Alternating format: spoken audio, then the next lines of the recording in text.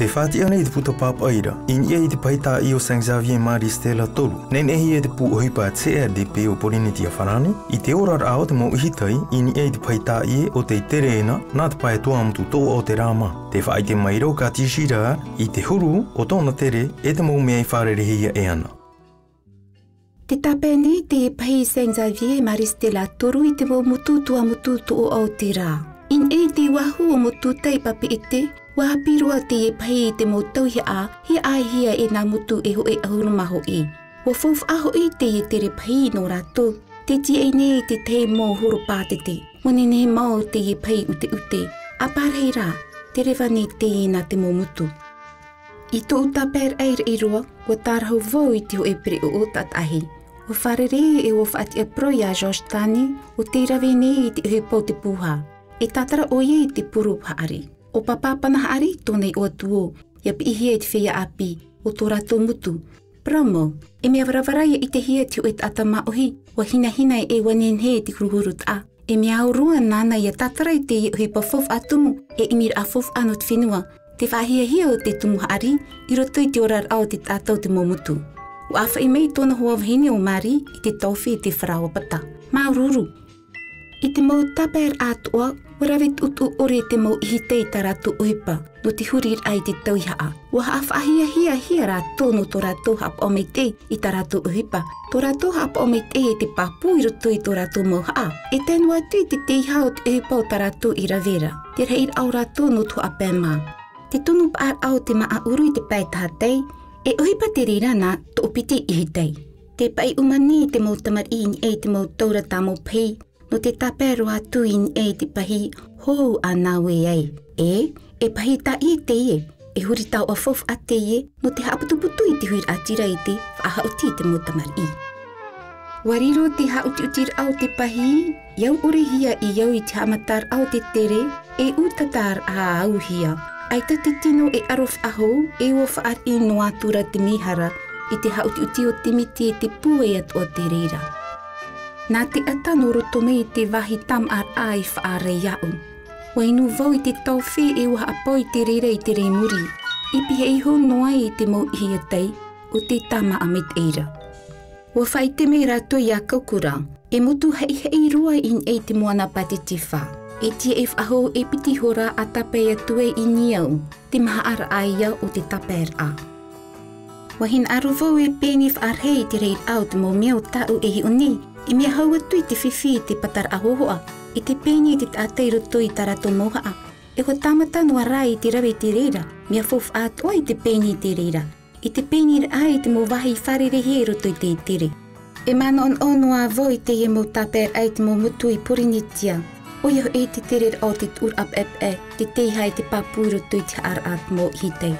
E mau noa I roto I tō o mehara, te he mo wahi ora I ropu I te moana pati tiwha. E tōna huira atira o te hau I te mei te roto I tā rato mo whaarir a. E wariro te hurir a taua o te e pai ta ie, e mea fof a roa no rato. Ho e an e taper ai te av te huru I te reir au te whreti e te reir au te horopatete. E mana on o a voi te pahi e whaaror o voi tōna mo tere I te mo mutu, I roto I te awhataratio. E mau noa te e mo mutu I roto I tō whirurir a, mai a makatea, o reiroa, o niau, o aratika, o whakarawa, o kauehi, o takaroa, o takaputo, o arutua e o kaukura.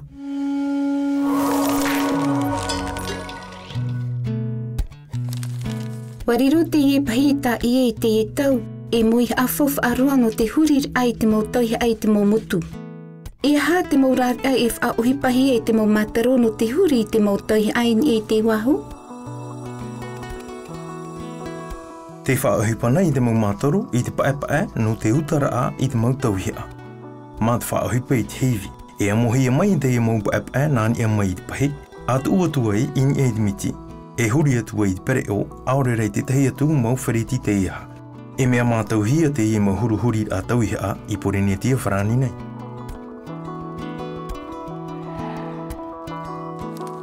E ha te ua o te e huru pap eir a in e te mau tire I rawehi ana? E nenhe e pi I te reira, te parau papai no te tere, te tāpapau a I te tere, aurera e tārena no te tere. Ua riro o Kati Girard e wahine tāparau e te pēni atu o I tōna tere. Iau I te mau ihita I tūiri o te tene tere haurumāwau e haurumai wāra. No te whaatia papu I tōna tere e tōna mauman o, warau huru te mau whaanahor au te whaohipahi e te wahine whaatia purau. A whaai te meina.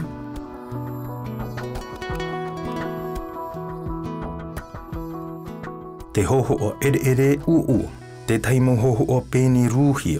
Te hoho o uarau te u. Te hoho o pēni.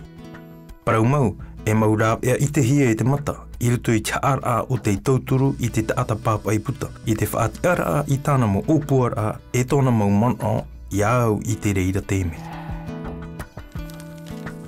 No te aha te taata papai I whaohipai I te pēni rū? Ua riro te pēni rū e I moiha a viti no te māmā o te pēni tara. Aita te hohoa I o tirua. E paruhia te pēni rū aurera te tāp e rūra I te hoi tupura hoipa. Te whaahoi nei te e mau whaanhaura in e te mana o te parau o te rū. O te parau o te hoi hohoa nanea ore o te hoi hohoa aita I oti.